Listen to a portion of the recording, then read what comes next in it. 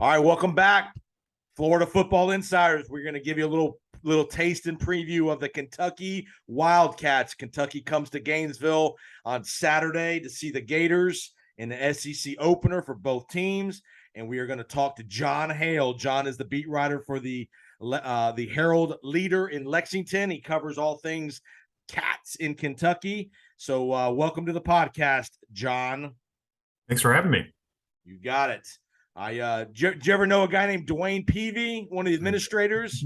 I do know Dwayne, yeah. Dwayne's a good buddy of mine. We play a little fantasy football together, so I know he's up at the Paul now, so I figured. Yeah. So talk about the Kentucky Wildcats. They opened their season 37-13, struggled a little bit early, but then they pulled away late. Give us a little sense of the Kentucky Wildcats heading into 2022.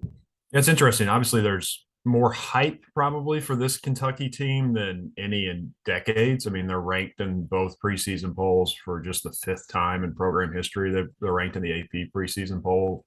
It's been a long time since they'd even done that. The media this summer picked them second in the SEC East at media days. So there's a level of hype. Obviously, you talk about Will Levis with all the first-round draft prospect mock draft lists. There's a level of hype around this program that we're just not really used to seeing in Lexington, but with that comes raised expectations. I mean, So much of Mark Stoops' success has been about exceeding expectations, proving people wrong, playing with a chip on your shoulder, going in every summer and saying no one's respecting us. Well, that wasn't the case this summer. So when you go out in the opener against Miami, Ohio, and frankly, they've generally been kind of flat in these openers before. It's a game that most years is close around halftime, and then they pull away in the second half. That's what happened in 2018, for instance. They were up 21-20 on Central Michigan at halftime in the opener, right. Ended up winning, I think, 35-20. People were, not super happy with that performance, but then they went the next week and won at Florida and ended the 31-game losing streak to Florida a week later. So that has not always meant anything really for the long haul of the season. But when you have these higher expectations and you come in and it was like 13-10 at halftime or something like that, and it was very close. They were trailing. Miami, Ohio actually scored first. Just marched down the field in a way that didn't make the defense look great. There were rumbles about, okay, this is not what we expected. We thought you were going to go out and blow out this MAC team. Right. So there's some of that. I think this week, some concern. The offensive line wasn't great. The run game struggled a little bit.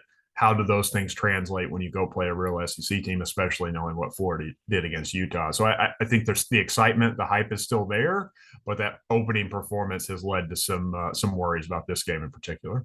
Well, the great thing I think Kentucky hasn't had in a long time that they do have is a big-time quarterback prospect, a guy they think can be a lot of NFL scouts think he'll be a high draft pick, a guy that Kentucky's always kind of, I won't say struggled on offense, but labored to put offense together. This guy can throw the ball. He can, is a runner as well.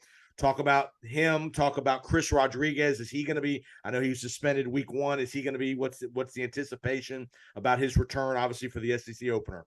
Yeah, to start with Chris, I would be surprised if he plays this weekend. Okay. Mark Stoops is going to talk in a couple hours after we're recording this right now, and so he will supposedly address it again. All the reports, all the information we're getting behind the scenes is going to be a multiple game suspension for an incident off the field. They have not specified yet. They're citing some FERPA law and some student privacy stuff to keep that out of the public for now. But all indications are it's going to be multiple games. So I don't think he's going to be back this week unless something crazy happens, which is obviously a huge question mark. I mean, he's the SEC's leading returning rusher. Kentucky was not very good running the ball in the opener, but how much of that was they're trying to get the passing game going with a bunch of new receivers? They were holding some things back for Florida. They did not really let Will Levis run at all, which is one of his real strengths.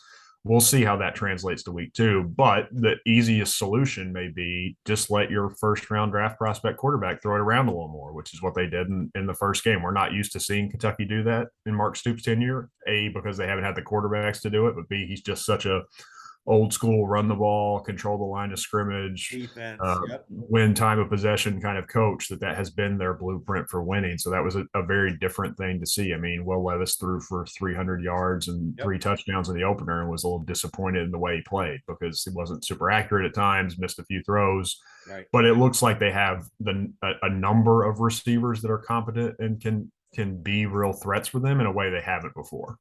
Stoops is the defensive guy. We know that the whole Stoops clan, all the brothers.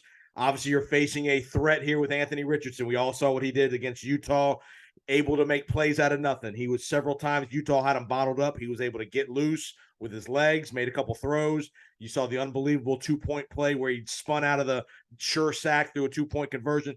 What do you think? Is Stoops good at that kind of stuff as far as help, as far as, I would say, when you know one guy is such a key on for the offense, Stoops has got a history of being able to neutralize those kind of guys. Yeah, I mean, running quarterbacks have given them issues at times, but Mark Stoops would tell you, as he does every time that this topic comes up, that running quarterbacks give everybody issues, especially guys who are as talented as Anthony Richardson. That was the storyline every year when Kentucky played Lamar Jackson in Louisville when he was here. I mean, it was like, how do you stop Lamar Jackson? Well, you don't. I mean, he's going to get his yards out there. You just got to limit it in certain situations. The defensive scheme overall is interesting because a lot of times they play a style where they're content to let teams kind of dink and dunk down the field and throw it underneath. That's Mississippi State, for instance, just destroyed them last year doing that in the air raid. Miami had a little bit of success, especially that first drive this week doing that. But they limit big plays. So if they can do that this week against Anthony Richardson Florida, I think they're okay. The biggest question, pass rush was not great last year. They didn't get a great push against a MAC offensive line in the first week. Right. I would think to have any real chance of slowing him down and limiting him, they're going to have to get in the backfield occasionally. And even then, he can obviously make plays and elude pressure and still make things happen from broken plays. But if they're not getting a consistent pass rush, I think that's a bad sign this week. Talk about the special teams. Good kicker, good punter. What's the kicking situation? No, it's that seems to be a real strength. They got both their kicker and punter back for the extra COVID year this year. It's crazy. They actually have 5 scholarship kickers and punters on the roster, which is insane in this day and age. But both their starters, Matt Ruffalo, the kicker, Colin Goodfellow, the punter, are former walk-ons. They just put them on scholarship to come back. They have scholarship recruits behind them who just lost the jobs to those guys. So they're kind of sitting around. Ruffalo is a really steady kicker. He made 3 field goals in the first game. He's not got the strongest leg, but he did hit one from 50 yards pretty easily over the weekend. So that's a strength. Goodfellow, the punter, didn't have his best performance by any means. So we'll see, if that was a fluke or something going forward.